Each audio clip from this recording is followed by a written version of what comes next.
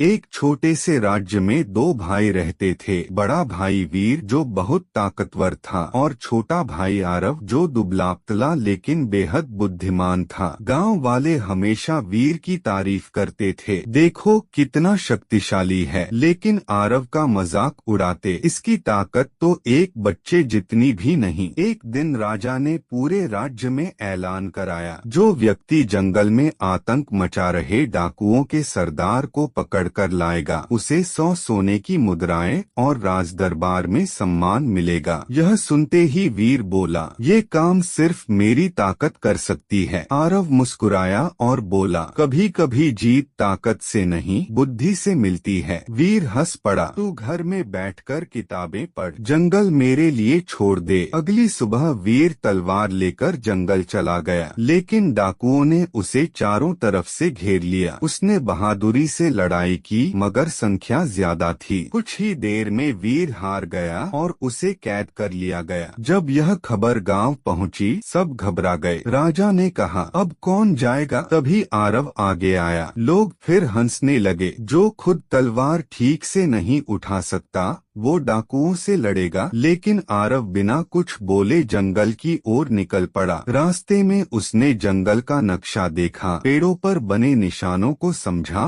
और डाकुओं के ठिकाने तक पहुंच गया। उसने देखा कि डाकू हर रात एक ही रास्ते से पानी लेने जाते हैं। आरव ने एक योजना बनाई। उसने रास्ते में बड़े बड़े पत्थर ऐसे जमा दिए कि दूर से देखने पर वे सैनिकों की टुकड़ी जैसे लग रहे थे। फिर उसने पेड़ों पर मशालें बांध दी। रात होते ही उसने सारी मशालें जला दी। पूरा जंगल ऐसा लगने लगा जैसे हजारों सैनिक घेरा डाल चुके हों। डाकुओं का सरदार घबरा गया। राजा की सेना आ गई। उसी समय आरव ने ऊंची आवाज में कहा, चारों तरफ से घेर लिया गया है, हथियार डाल दो वरना कोई नहीं बचेगा। डाकू डर गए, उन्होंने बिना लड़े ही हथियार डाल दिए। आरव ने मौका देखकर वीर और बाकी कैदियों को आजाद करा दिया। सुबह जब राजा के सैनिक पहुँचे, तब तक सारे डाकू बंधे हुए थे। राजा हैरान रह गए, तुमने अकेले ये सब कैसे कर दिया? आरव मुस्कुराया, जहाँ ताकत हार जाती है वहाँ सही समय पर सही बुद्धि जीत जाती है। पूरा दरबार तालियों से गूंज उठा। वीर की आंखों में आंसू थे। वह अपने छोटे भाई के पास आया और बोला, आज समझ आया, असली ताकत शरीर में नहीं दिमाग में होती है। राजा ने आरव को 100 सोने की मुद्राएं दी